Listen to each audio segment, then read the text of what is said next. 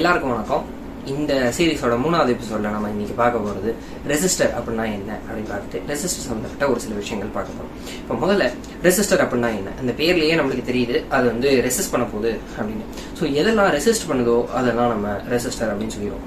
ஆனால் இப்போ நம்ம போன எபிசோட்ல பார்த்த மாதிரி கெப்பாசிட்டர், இண்டக்டர் அதோட கம்பேர் பண்ணோம் அப்படின்னா ரெசிஸ்டர்.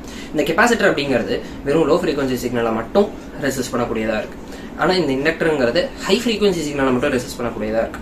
ஆனால் நம்ம ரெசிஸ்டர் அப்படிங்கிறது எல்லாரையும் வெட்டுவேன் அப்படிங்கிற மாதிரி எல்லா ஃப்ரீக்வன்சி சிக்னலையும் அட்டனுவேட் பண்ணும். அடுத்து நம்ம பார்க்க போகிறது டைப்ஸ் ஆஃப் ரெசிஸ்டர். இப்போ இந்த டைப்ஸ் ஆஃப் ரெசிஸ்டர்ல முதல் டைப் ரெசிஸ்டர் என்ன அப்படின்னு பார்த்தோம்னா, ஒரு ஹை ரெசிஸ்டிவிட்டி இருக்கிற ஒரு வயர் எடுத்து அதை வந்து ஏதோ ஒரு மெட்டீரியல்ல சுத்துறது மூலமா நம்மளுக்கு வந்து ஒரு ரெசிஸ்டர் கிடைக்க போகுது. இப்போ நம்ம எது மேல சுத்துறோம் அப்படின்னா, ஒரு செராமிக் மெட்டீரியலோ இல்லை ஒரு பிளாஸ்டிக் போன்ற ஒரு மெட்டீரியல் மேல நம்ம வந்து வயரை சுத்த போறோம். இதனால நம்மளுக்கு வந்து ஒரு ரெசிஸ்டர் கிடைக்குது. இல்லை அப்படின்னா இது இல்லாமல் எப்படி பண்ணலாம் அப்படின்னா, ஒரு ஃபிலிம் மாதிரி கிரியேட் பண்ணி அதை வச்சு ஒரு ரெசிஸ்டர் பண்ணலாம். இப்போ இது வந்து எப்படின்னா ஜென்ரலி வந்து metal oxide film, carbon film அந்த மாதிரி பண்ணுவாங்க. ரெசிஸ்டர் அதே மாதிரி வயர் ரெசிஸ்டர்லையும் நம்ம வந்து நிக்ரோம் வயர் யூஸ் பண்ணிக்கலாம், இல்லை ஆல்னிகோ அந்த மாதிரி ஏதாவது ஒரு அலாய் யூஸ் பண்ணி ரெசிஸ்டர் கிரியேட் பண்ணிக்கலாம். அடுத்து என்ன இருக்கு அப்படின்னு பார்த்தோம்னா, வேரியபிள் ரெசிஸ்டர் அப்படிங்கிற ஒரு டைப் இருக்கு. இதுல வந்துட்டு நம்ம பொட்டன்ஷியோமீட்டர், ட்ரிம்மர் அப்படிங்கறதெல்லாம் வந்துடும். இந்த பொட்டன்ஷியோமீட்டர் எப்படி இருக்கும், ட்ரிம்மர் எப்படி இருக்கும், ரெண்டும் பேசிக்கலி வந்து பிரின்சிபல் வந்து சேம். நம்ம 3 டெர்மினல் வச்சுக்க போறோம். நடுவில் வந்து எந்த இடத்துல அந்த டெர்மினலை மூவ் பண்ண நம்மளுக்கு வந்து வேற வேற ரெசிஸ்டர் வேல்யூ கிடைக்க போகுது இங்கேருந்து இங்கே வரைக்கும். அடுத்து 4வது கடைசி டைப் ஆஃப் ரெசிஸ்டர் வந்து ஒரு பெரிய ஃபேமிலி, அது வந்து நான் லீனியர் ரெசிஸ்டர் அப்படின்னு சொல்ல போறோம். இப்போ இந்த நான் லீனியர் ரெசிஸ்டர் அப்படிங்கிறது என்ன அப்படின்னு பார்த்தோம்னா, நம்மளோட போட்டோ ரெசிஸ்டராக இருக்கலாம், இல்ல வேற எந்த ஒரு ரெசிஸ்டர், ஒரு தெர்மிஸ்டராக இருக்கலாம். எப்போ வந்து இன்னொரு ஒரு பேராமீட்டர்னால என்னோட ரெசிஸ்டன்ஸ் அஃபெக்ட் ஆகுதோ அதை நான் வந்து நான் லீனியர் ரெசிஸ்டர் அப்படிங்கிற ஒரு கேட்டகரி. இதை பத்தி நம்ம வந்து டீடைல்டா இன்னொரு நாள் பார்ப்போம். இப்போதைக்கு நம்ம வந்து இந்த லீனியர் ரெசிஸ்டர்ஸ். இப்போ அடுத்து ஒரு ரெசிஸ்டர் எப்படி வேலை செய்யுது அப்படிங்கிறத நம்ம புரிஞ்சுக்கணும் அப்படின்னா ஓம்ஸ் லாங்கிறத புரிஞ்சுக்கணும். இப்போ ஓம்ஸ் லாங்கிறது இந்த மாதிரி இருக்கும்.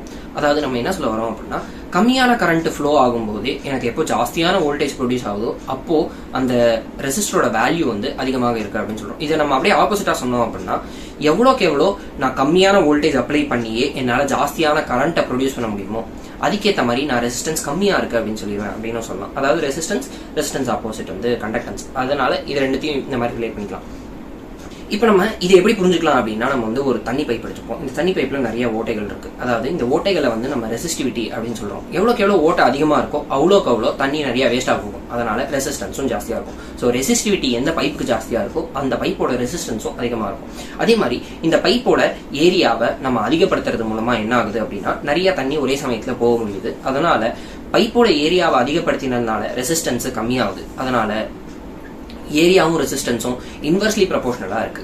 அடுத்து நம்ம பார்க்க போறது, இப்போ இந்த பைப்போட லெங்த்தை நான் இன்க்ரீஸ் பண்றேன் அப்படின்னா, லெங்த்தை இன்க்ரீஸ் பண்ணா நிறைய இடத்துல ஓட்டை இருக்கும். அதனால திரும்பி லெங்த்தை இன்க்ரீஸ் பண்ணும்போதும் நிறைய வேஸ்டா போகுது. அதனால லெங்த்தும் ரெசிஸ்டன்ஸும் திரும்பி டைரக்ட்லி ப்ரொபோர்ஷனல். அதனால R is equal to rho L by A அப்படிங்கிற ஃபார்முலா வந்து இந்த வாட்டர் பைப் மூலமா தான் வருது. இப்போ அடுத்து ரெசிஸ்டர் எங்க தான் பயன்படுத்த போறோம் அப்படின்னு நம்ம பார்த்தோம்னா, கெப்பாசிட்டர் வீடியோவில் பார்த்த மாதிரியே ரெசிஸ்டிங் கெப்பாசிட்டரையும் சேர்த்து போட்டு நம்ம band pass, band stop, low pass, high pass எல்லா ஃபில்டரையும் கிரியேட் பண்ணிட முடியும். ஸோ அதனால ரெசிஸ்டர் மெயினாக ஃபர்ஸ்ட் அப்ளிகேஷன் ஃபில்டரில் தான் பயன்படுத்தும். ரெண்டாவது அப்ளிகேஷன் எங்க அப்படின்னு பார்த்தோம்னா வோல்டேஜ் டிவைடர். அதாவது இப்போ என்னோட 2 ரெசிஸ்டர் இருக்கு அப்படின்னா, நான் நடுவில் இருந்து ஒரு வோல்டேஜை கண்டுபிடிக்கிறேன் அப்படின்னா அது வோல்டேஜ் டிவைடர் பார்க்கறதுக்கு இந்த மாதிரி இருக்கும். அதுக்கு ஒரு ஃபார்முலாவும் இருக்கு, அது இந்த மாதிரி இருக்கும். இப்போ இதுல வந்து பாத்தீங்க அப்படின்னா, இப்போ காமிச்ச சர்க்கியூட் வந்துட்டு என்னன்னா, இந்த 2 ரெசிஸ்டரும் ஃபிக்ஸ்டா இருக்கு. ஆனா அந்த மாதிரி ஃபிக்ஸ்டா இல்லாம நம்ம ஒரு பொட்டன்ஷியோமீட்டரையோ ஒரு ட்ரிம்மரையோவே டைரக்டாக ஒரு வோல்டேஜ் டிவைடராக யூஸ் பண்ணிக்கலாம். எப்ப நம்ம திருப்புறோமோ அதுக்கேற்ற மாதிரியான ஒரு வோல்டேஜ் டிவைடர் ரேஷியோ வந்து நம்மளுக்கு கிடைச்சிடும். அதனால இந்த பொட்டன்ஷியோமீட்டர் ட்ரிம்மர் மெயின் அப்ளிகேஷன் வந்து வோல்டேஜ் டிவைடரா தான் இருக்கு.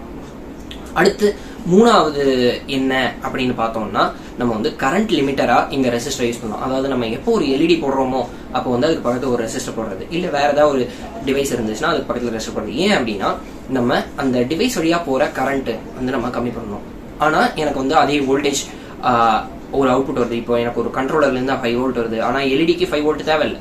அப்போ நான் என்ன பண்ண போறேன் அப்படின்னா, அங்க ஒரு ரெசிஸ்டர் போட்டு இந்த கரண்ட்டை லிமிட் பண்றதுனால எல்இடியை வந்து நான் காப்பாத்துறேன். அதனால கரண்ட் லிமிட்டிங்க்கு இந்த ரெசிஸ்டர் யூஸ் ஆகும். அகைன் இப்போ நம்ம ரெசிஸ்டரோட ப்ராப்பர்ட்டி ஞாபகம் வச்சிருக்கோம் அப்படின்னா, எல்லா ஃப்ரீக்வன்சிக்கும் இந்த ரெசிஸ்டர் அதே மாதிரி தான் பிஹேவ் பண்ண போகுது. ஆனா இதுவே நம்ம கெப்பாசிட்டர்ல ப்ரொடெக்ஷன் சர்க்கியூட் பார்த்தது வெறும் ஹை ஃப்ரீக்வன்சி மட்டும் தான் ப்ரொடெக்ட் பண்ணும். ஆனா இந்த ரெசிஸ்டருங்கிறது எல்லாத்தையும் ப்ரொடெக்ட் பண்றதுனால இந்த பர்டிகுலர் அப்ளிகேஷன், கரண்ட் லிமிட்டிங் அப்ளிகேஷனுக்கு ரெசிஸ்டர் வந்து பயன்படுத்துவோம். இன்னொரு நாள் இன்னொரு வீடியோவோட சந்திப்போம். அது வரைக்கும்